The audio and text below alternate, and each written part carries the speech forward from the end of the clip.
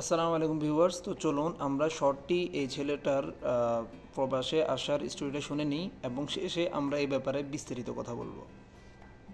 যাওয়ার সময় দেখলাম আপনি এখানে বসে আছেন, এসেও দেখি এখানে বসে আছেন। প্রায় 2-2.5 ঘন্টা হয়ে গেল।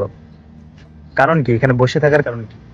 একটা কামও যাবো আমি এখানে বই রয়েছি। এটা বেড়াই আপনার বাসা কই? বাসা আমার বাংলাদেশ। বাংলাদেশ। এখানে থাকেন কই? টাউনে জায়গা নাই আমার। এখানে আইছি আমি নতুন একটা লোকের সাথে কামে যাবো। ও আচ্ছা। আমার এখানে টিয়ানা দিছি না আইতে আমি না সাথে থাকতাম।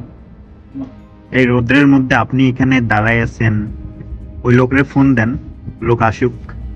কেমনি ফোন দিব? বেড়ার নাম্বার নাই আমার কাছে। নাম্বার নাই ওই লোকের, তাহলে কিভাবে কন্ট্যাক্ট করবেন, কিভাবে যাবেন? আমি আইছি আরেকজনের পরিচিতি।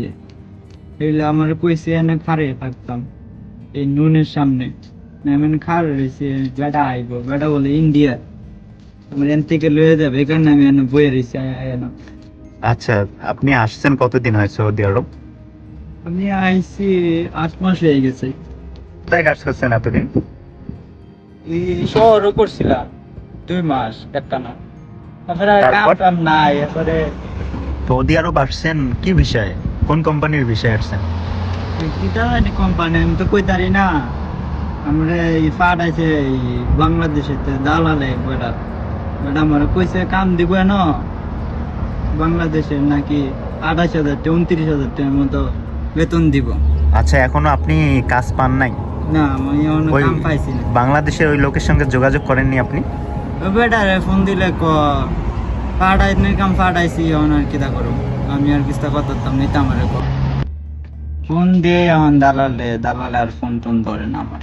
আর বেটার ফোন দিয়ে কিতা করে মতলা টেয়া দাইছি নিজে একটা গুছে দিয়ে কুস্তা করতে রেডি। আচ্ছা, সকালে কিছু খাইছেন আপনি?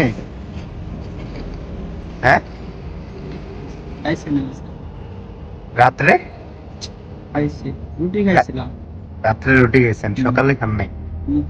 আমি বই রয়েছি সকালের তো বই রয়েছি।